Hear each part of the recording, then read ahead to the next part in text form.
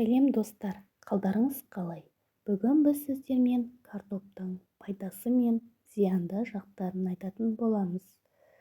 Каналға тіркелмесеңіз тіркеліп, лайк басып, қоңырауша белгісін басуды ұмытпаңыздар. Арамызда мен картоп жей алмаймын, немесе маған картоп жеген ұнамайды дейтіндер бар болса, сену өте қиын. Өйткені картоптан жасалған кез келген тағам өте жақсы әрі тез дайын болады. Әсіресе картоптан жасалған қытырлақ чипсы тағамдық құндылығының аздығына және зияндылығына қарамастан сүйіп жейтіндердің қатары аз емес.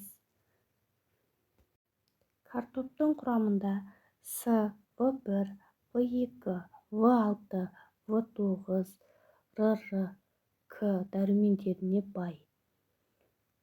Калий, кальций, темір, магний, натрий және фосфорларда бар, ал басым бөлігі 75% су құрайды. Картоп қолжетімді тауарлардың бірі болып табылады. Оны кез келген уақытта сатып алуға болады. Ешқандай арнайы шаралар керек емес, тек құрғақ жерде сақтау керек. Картоптың құрамында кальций және калий біздің ағзамызда ас тұзының зиянды әсерін бейтараптандырады. Өз кезегінде магний жүректі нығайтады. Оның арқасында біз кез келген күйзелісті бастан жақсы өткереміз.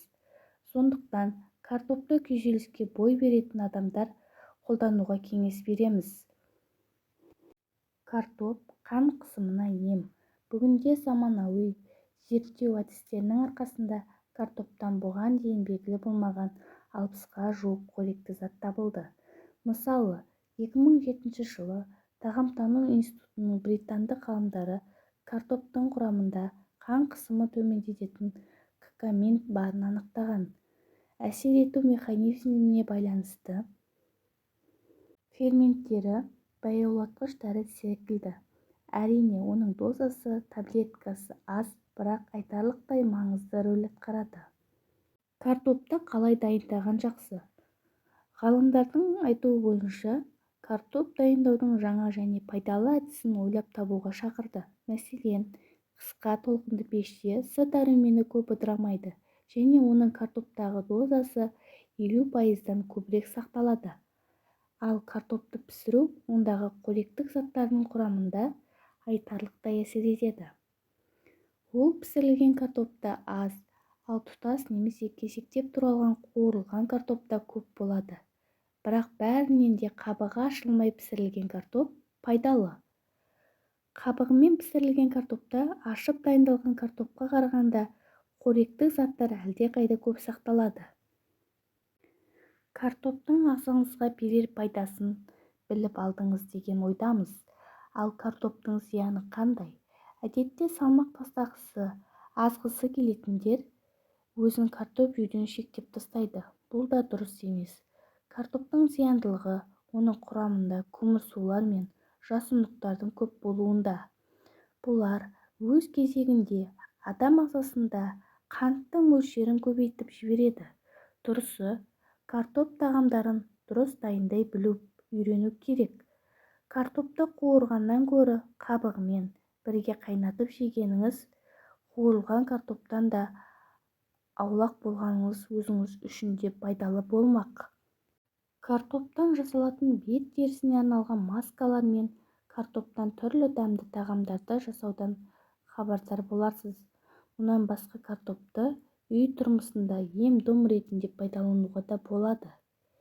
Кейбір адамдардың табанында қатайған тері, мозоль пайда болса, әсіресе биік өкше аяқ киімнің ыңғайсыз болуында күс пайда болып, оны кетіре алмай әбігерге түсеміз. Мұндайда картоптың көмегіне жүгініңіз. Табанға шикі картоп тарту арқылы ондағы қатайған теріні жұмсартуға болады. Ол үшін алдымен картопты күштен өткізу керек. Жарты стаканы көтілген 2 картопты 1 шай қасық бал қосып араластырады. Осыны дәгеге салып, қатайған теріге жабыстырып орайды. Сыртына шұлық киіп 2 сағаттай жүру керек. Мұндай рәсімді күніне 2-3 рет қайталауға болады. Достар, біздің каналымыз ұнаса, каналға тіркеліп, лайк басып, қоңырауша белгісін басуды ұмытпаңыздар.